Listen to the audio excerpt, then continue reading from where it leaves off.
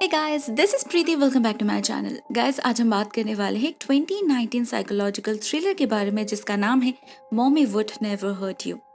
ये कहानी काफी अलग है और रियल स्टोरी से इंस्पायर्ड है। वीडियो के एंड में हम इससे जुड़े कुछ रियल फैक्ट्स के बारे में बात करेंगे। फिलहाल इस फिल्म की कहानी को जान लेते हैं।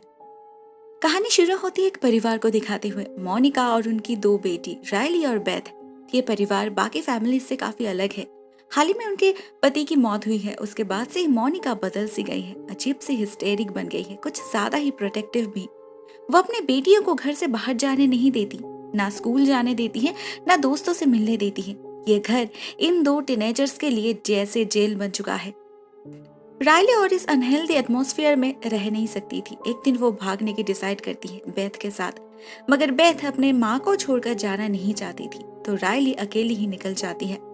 सीन शिफ्ट होता है 3 साल बाद। हम फिर से बेथ और मोनिका से मिलते हैं, जहाँ बेथ काफी बीमार और वीक दिख रही थी। उसका स्किन सफेद पड़ चुका है और ऐसा लग रहा है कि चलने में भी उसे दिक्कतें आ रही है। मोनिका उसे ब्रेकफास्ट देती है और एक अजीब सी टैपिंग रिचुअल परफॉर्म करती है। ये एक तरह की हीलिंग प्रोसेस है। मोनिका का मानना है इससे बेथ बेटर फील करेगी। उसी दिन उनके दरवाजे पर दस्तक देती है रायली, इतने दिनों बाद। मगर उसे देखकर मोनिका खुश होने से ज्यादा इस बात को लेकर परेशान हो जाती है कि रायली अपने साथ कितने सारे जर्म्स लेकर आई है। वो उसे घर में एंटर करने से पहले नहाने के लिए कहती है और शूज को चेंज करने के लिए भी। असल में बेथ का इम्यून सिस्टम काफी वीक है। कोई भी जर्म या किसी तरह का कोई इन्फेक्शन उसके लिए जानलेवा हो सकता है। रायली उनकी बात मान लेती है और खुद को प्रॉपरली सैनिटाइज करने के बाद ही वो जाके मिलती है बेथ से। बेथ खुश तो थी मगर नाराज भी। वो रायली से ठीक से बात तक नहीं करती। असल में ऐसे सरप्राइज के लिए वो रेडी नहीं थी, थोड़ा सा वक्त चाहिए उसे। रायली उसे वो वक्त देती है, जाती है मोनिका के पास, अपनी एंगेजमेंट रिंग दिखाती है और अपने फियांसे एडन के बारे में बताती है। एडन एक नर्स है, उसका सपोर्ट सिस्टम भी। आज उसी की वजह से रायली अपना सपना पूरा कर पाई। उसकी एक बेकरी है जो वो काफी सक्सेसफुली रन कर रही है। शादी से पहले रायली एडन को अपने फैमिली से मिलवाना चाहती थी, इसीलिए उसने ऑलरेडी एडन को इस घर में आने के लिए इनवाइट कर चुकी है। मोनिका इस बात से बहुत खुश हो जाती है, रायली को कॉन्ग्रेचुलेट करती है। मगर इसके बाद रायली को जो पता चलता है वो काफी सैड न्यूज थी। उसे पता चलता है बेथ के बीमारी के बारे में। वो गर्लियन बर्ड सिंड्रोम से भुगत रही है। इस बीमारी में इंसान का इम्यून सिस्टम खराब हो जाता है, जिसका डायरेक्ट इफेक्ट पड़ता है नर्व पर। ऐसे पेशेंट्स को प्योर एटमॉस्फेयर और प्रॉपर केयर की जरूरत होती है। इसीलिए मोनिका सैनिटाइजेशन के ऊपर इतना जोर देती है। उसे सिर्फ ऑर्गेनिक फूड से दिया जाता है, जो एक जिन नाम की लेडी वीकली डिलीवर करती है, और वेजेस उनके अपने ग्रीन हाउस से ही मिल जाता है। बेथ के डाइट को लेकर मोनिका इतनी स्ट्रिक्ट है कि रायली ने उनके लिए जो कपकेक्स लाई थी उसे भी फेंक दिया है उसने। रायली को बेथ के लिए सच में बहुत खराब लगता है, मगर मोनिका के बिहेवियर कुछ ज्यादा ही एक्सेंट्रिक नहीं। पता चलता है इन 3 सालों में जब से उसकी बीमारी डायग्नोस्ड हुई है, बेथ घर से बाहर कदम नहीं रखी। इस घर के विंडोज भी हमेशा बंद रहते हैं। मोनिका उसे होम स्कूलिंग करवाती है, सालों पुराना ऑलमोस्ट एंशिएंट एनसाइक्लोपीडिया पढ़ाती है। कंप्यूटर यूज करने नहीं देती क्योंकि उन्हें डर है बेथ किसी पेडोफाइल का शिकार न बन जाए। मतलब बिना वर्ड बाहरी दुनिया के साथ बेथ का कोई कनेक्शन नहीं। वो कभी भी घर से बाहर निकल नहीं सकती, चाहे भी तो। रायली धीरे धीरे बेथ के साथ कनेक्ट करने लगती है, उसे चीयर अप करने लगती है। एडन की पिक्चर्स दिखाती है, उसे अपने बेकरी के बारे में बताती है, मगर अचानक उसे दौरे पड़ने लगते हैं। मोनिका आती है, उसे संभालती है और सारा दोष रायली पर डाल देती है। कहती है उसके फोन पे जो बैक्टीरिया था उसी का एडवर्स रिएक्शन है ये। रायली बहुत डर जाती है बेथ की कंडीशन देखकर। अपने बॉयफ्रेंड को कॉल करके सब कुछ बताती है वो। एडन कहता है उसे कोई एग्जैक्ट नॉलेज तो नहीं है इस बीमारी के बारे में, उसे स्पेशलिस्ट से बात करनी होगी, मगर किसी के घर से निकलना मना है, ये बहुत रेयर केस में होता है। हम देखते हैं मोनिका दरवाजे के बाहर से रायली की सारी बातें सुन रही थी। उसका तो नेचर ही है ऐसे स्पाइंग करना। इससे पहले भी जब रायली बेथ के साथ थी तब भी न जाने क्यों वो उन पर नजर रख रही थी। नेक्स्ट डे जब जेन उनका सामान देने आती है तो रायली रिसीव करती है। कुछ बातचीत करती है उससे जो मोनिका को पसंद नहीं आती। रायली सबके लिए केक्स बनाना चाहती थी, वो भी मोनिका अलाउ नहीं करती। रायली को अजीब तो लगता है, मगर उसकी माँ ऐसी ही है तो वो उतना ध्यान नहीं देती। रात में जब वो बेथ के बाल बना रही थी, वो देखती है बेथ का एक्सेसिव हेयर फॉल हो रहा है, साथ में उसके नेल्स भी काले पड़ने लगे थे। वो फिर से एडन के साथ बात करती है इस बार में। बेथ के हेयर और नेल्स के पिक्चर्स भेजती है। एडन जीबीएस स्पेशलिस्ट को कंसल्ट किया है। उनके अकॉर्डिंग स्किन का सफेद पड़ जाना, वीकनेस, पेट में दर्द, ये सब जीबीएस का इफेक्ट हो सकता है, मगर हेयर फॉल और डिस्कलरेशन ऑफ नेल्स बिल्कुल भी नहीं।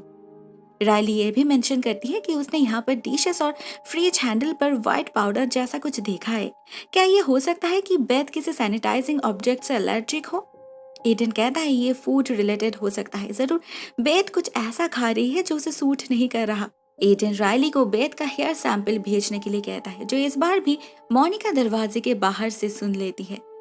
रायली रात के अंधेरे में बेथ के कमरे में जाती है उसके नेल्स के कुछ पिक्चर्स क्लिक करने और उसके हेयर स्ट्रैंड्स कलेक्ट करने। और उसके सो जाने के बाद मोनिका आती है उसके कमरे में, उसके फोन में कुछ चेक करने लगती है, मगर पासवर्ड लॉक खोल नहीं पाती। नेक्स्ट मॉर्निंग हम देखते हैं मोनिका का मूड बहुत अच्छा है। वो जिन के लिए कुकीज बना रही है, जो वो रायली के हाथ भेजती है। रायली सामान रिसीव करने के बहाने जिन को एक एनवेलप पोस्ट करने के लिए कहती है। इसमें बेथ के हेयर स्ट्रैंड्स है जो वो एडन को भेज रही थी, मोनिका से छुपाकर। मगर मोनिका को उनकी सारी बातें क्लियरली सुनाई दे रही थी। वो इस एनवेलप को देखकर बिल्कुल भी हैरान नहीं होती, इवन रायली से कुछ पूछती भी नहीं। वो सबके लिए पैनकेक्स बनाने लगती है।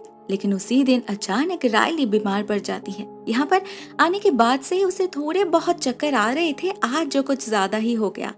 मोनिका उसे रेस्ट करने के लिए कहती है और पेपरमेंट टी बना के देती है, मगर रायली बोर हो रही थी तो वो बेथ का मेकअप करने लगती है। उसे अपने कुछ कपड़े भी देती है ट्राई करने के लिए। बेथ बहुत एंजॉय कर रही थी ये सब, मगर अचानक उसके पेट में बहुत जोर का दर्द होने लगता है।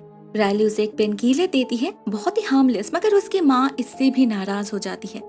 लास्ट टाइम की तरह इस बार भी सारा दोष रायली के मेकअप और कपड़े पर डालती है। और ये टैबलेट, ये तो बेथ का लिवर डैमेज कर सकता है। इस हालत में भी वो बेथ को एक कच्चा अंडा खिलाती है जिससे वो वॉमिट कर दे उस टैबलेट को। रायली को कुछ समझ नहीं आ रहा था, उसकी माँ इतना पागल क्यों हो रही।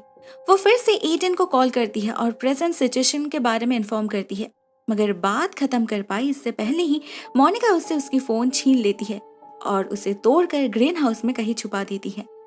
नेक्स्ट डे जब रायली डिलीवरी लेने जाती है तो उसे पता चलता है आज कोई और ही आया है डिलीवरी देने। जीन की मौत हो चुकी है। उस दिन उनके घर से लौटते वक्त ही उसका हार्ट अटैक हो गया था। रायली उसे अपने पैकेज के बारे में पूछती है तो ये आदमी कहता है जीन के गाड़ी में जितने भी सामान थे उन्हें डिलीवर कर दिया गया है, तो उसका पैकेज भी पहुंच चुका होगा। रायली को जिन के बारे में सुनकर बहुत हैरानी होती है। वो एडन से बात करना चाहती थी, मगर उसे अपना फोन कहीं नहीं मिल रहा था। बहुत बार बोलने के बाद मोनिका उसके साथ जाती है ग्रीन हाउस में। कुछ देर तक ढूंढने का नाटक करती है, मगर वो फोन कहीं नहीं मिलता। रायली ऑनलाइन एक नया फोन ऑर्डर देना चाहती थी, इस पर भी मोनिका इजीली राजी नहीं होती। बहुत मनाना पड़ता है रायली को। फाइनली मोनिका राजी होती है और रायली उसके कंप्यूटर में लॉग इन करके एडन को अपने फोन के बारे में, मिसिंग होने के बारे में मेल करती है। लेकिन उसके बाद ही अचानक वो बीमार पड़ जाती है। बहुत ज्यादा उल्टी हो रही थी उसे, वीक फील कर रही थी वो। तो रायली जाकर सो जाती है लॉग आउट किए बिना ही। कुछ देर बाद जब एडन रिप्लाई करता है वो मेल रायली तक नहीं पहुंचता। वो जान नहीं पाती एडन को वो पैकेज मिल चुका है, टेस्ट रिजल्ट भी मिल चुका है उसे, जो काफी शॉकिंग है। बेथ के हेयर में थेलियम मिला है। बेथ को स्लो पॉइजन किया जा रहा है उस घर में। वो रायली को बेथ को लेकर उस घर से निकलने के लिए कहता है, साथ में ये भी कहता है कि वो आज रात ही उससे मिलने जा रहा है। ये मैसेज रायली की जगह मोनिका पढ़ लेती है। पढ़ने के बाद डिलीट भी कर देती है और अपने होने वाले दामाद को वेलकम करने के लिए तैयार हो जाती है। यहाँ पर हमें पता चलता है मोनिका के असली नेचर के बारे में। वो खुद ही अपने बेटियों को पॉइजन दे रही है, उनके चाय और फूड्स में मिलाकर। रायली को जो वो व्हाइट रेसिड्यू दिखा था वो थेलियम ही था। इवन आज एडन के आने के बारे में जानकर वो उन्हें दवाई देकर बेहोश कर चुकी है। जब रात में एडन आता है तो वो उसे भी पॉइजन कुकीज देती है खाने के लिए। ये एग्जैक्टली वही पॉइजन थी जो उसने जिन के कुकीज में मिलाई थी। इससे इमीडिएटली हार्ट फेल कर जाता है। रायली के आने के बाद से जिन कुछ ज्यादा ही उनके बारे में इंटरेस्ट ले रही थी, जो मोनिका के लिए खतरा बन सकता था। और एडन को भी तो शक था। वो कोई रिस्क लेना नहीं चाहती थी, इसीलिए वो एडन को भी मारकर ग्रीन हाउस में छुपा देती है। रायली का होश लौटता है नेक्स्ट मॉर्निंग। वो पहले से भी ज्यादा कमजोर पड़ चुकी थी, बिल्कुल बेथ की तरह। मोनिका उसे चाय देती है तो वो नोटिस करती है उस चाय में व्हाइट पाउडर जैसा कुछ मिलाया गया है। साथ में उसके बाल भी बहुत झड़ रहे हैं।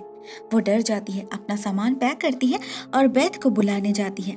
रायली उसे समझाने की बहुत कोशिश करती है, अपनी हालत दिखाती है, कहती है बेथ को कोई बीमारी नहीं, बाहर जाने से उसे कोई प्रॉब्लम नहीं होगी। एक्चुअली उनकी माँ उन्हें पॉइजन दे रही है, मगर ना बेथ यकीन करती है ना वो उसके साथ जाने के लिए राजी होती है। तो रायली भी विंडोज खोल देती है अपनी बात साबित करने के लिए। तभी मोनिका आ जाती है कमरे में, बेथ को अपना नाक और मुंह बंद करके वॉशरूम जाने के लिए कहती है और इधर रायली को लिटरली थ्रेट करती है, अगर वो जाना चाहे तो जा सकती है, मगर बेथ को वो जाने नहीं देगी। उनके पिता को खोने के बाद से उसका बस एक ही मकसद रहा है, अपने परिवार को अपने पास रखना, उनकी देखभाल करना, उन्हें सिक्योर रखना। उसके लिए वो किसी भी हद तक जा सकती है, अपने बेटियों को पॉइजन देने तक। रायली तो भाग गई, मगर उसने बेथ को गलत दवाई देकर स्लो पॉइजनिंग के जरिए उसे बीमार कर रखा है, जिससे वो कभी भी उसे छोड़कर जा ना सके। उसका ब्रेन वॉश भी कुछ इसी तरह किया गया है कि वो घर से बाहर कदम रखने से डरती है। रायली को घर के बाहर एडन की गाड़ी भी दिखती है। वॉशिंग मशीन में उसके कपड़े और जूते थे, मगर घर में एडन कहीं नहीं दिख रहा था। रायली उसे ढूंढते हुए ग्रीन रूम में जा पहुंचती है तो उसे वहां एडन की लाश मिलती है। मोनिका आती है वहां और एडमिट कर लेती है कि उसने ही एडन का खून किया है, क्योंकि वो रायली को उनसे दूर कर रहा था। रायली प्रोटेस्ट करती है तो वो रायली के हाथ पैर बांधने लगती है और ये सब कुछ बेथ देख लेती है। अपने माँ के करतूतों से उसके मन में भी शक पैदा होने लगा था। वो घर से बाहर जाती है, खुले हवा में सांस लेती है और उसे यकीन हो जाता है कि रायली सही थी। तो वो जाती है ग्रीन हाउस में अपने बहन को बचाने। अपने गले में चाकू रखकर मोनिका को डराती है, अगर उसने सरेंडर नहीं किया तो वो सुसाइड कर लेगी। मोनिका मजबूरन रायली को छोड़ देती है और रायली उसके हाथ बांधकर बेथ को लेकर बाहर भागती है। उसके पास अपनी गाड़ी की चाबी तो थी, मगर वो ड्राइव करने के हालत में नहीं थी। बेथ को ड्राइव करना पड़ेगा। इसी बीच मोनिका भी खुद को आजाद करके उन्हें चेस करने लगी थी एडन के कार से। एज ए रिजल्ट दोनों गाड़ी का एक्सीडेंट हो जाता है, जिसमें बेथ घायल हो जाती है। रायली की हालत भी कुछ ठीक नहीं लग रही थी, तो शायद इस पॉइंट पर अपने बेटियों की हालत देखकर मोनिका का अकल ठिकाने आता है।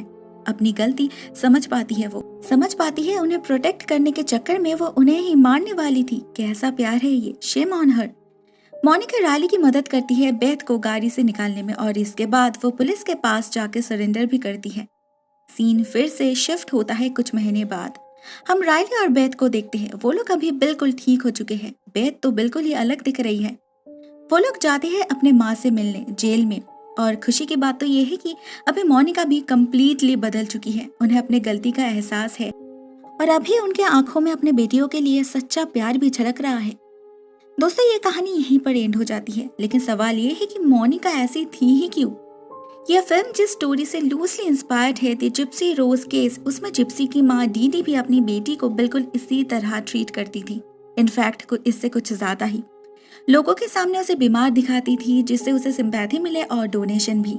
उसका कहना था जिप्सी को ल्यूकेमिया, अस्थमा, मस्कुलर डिस्ट्रोफी और मेंटल डैमेज था, जो सरासर झूठ था। मेडिकल रिपोर्ट से लेकर बर्थ सर्टिफिकेट तक उसने फोर्ज किया था। जिप्सी को बीमार दिखाने के लिए उसे गलत दवाई देना, रेगुलरली उसके माथे को शेव करना, इवन उसे व्हील चेयर इस्तेमाल करने पे मजबूर करना, क्या क्या नहीं किया उस पागल औरत ने। बाद में पता चलता है डीडी को एक्चुअली मंचौसन सिंड्रोम बाय प्रॉक्सी नाम की बीमारी थी। इस बीमारी में केयर गिवर, जो मैक्सिमम केसेस में पेरेंट होती है, वो अपने ही चाइल्ड को फिजिकली और मेंटली टॉर्चर करती है, उन्हें सिक दिखाने के लिए, लोगों का अटेंशन पाने के लिए वो अपने बच्चों को यूज करती है। बहुत ही अजीब साइकोलॉजिकल कंडीशन है ये। उन्हें लगता है वो अपने बच्चों का ख्याल रख रही है, मगर रियलिटी कंप्लीटली ऑपोजिट होती है। ऐसे केसेस बहुत डेंजरस हो सकते हैं, कभी कभी तो विक्टिम की मौत तक हो जाती है। इस फिल्म में मोनिका के साथ भी शायद यही कंडीशन थी। मुझे ये फिल्म पसंद आई। आपको ये वीडियो कैसी लगी? Write down in the comment section. आज के लिए बस इतना ही दोस्तों। Thank you so much for watching this video. बहुत जल्द मिलते हैं एक और नए वीडियो के साथ। तब तक के लिए टेक केयर, टाटा।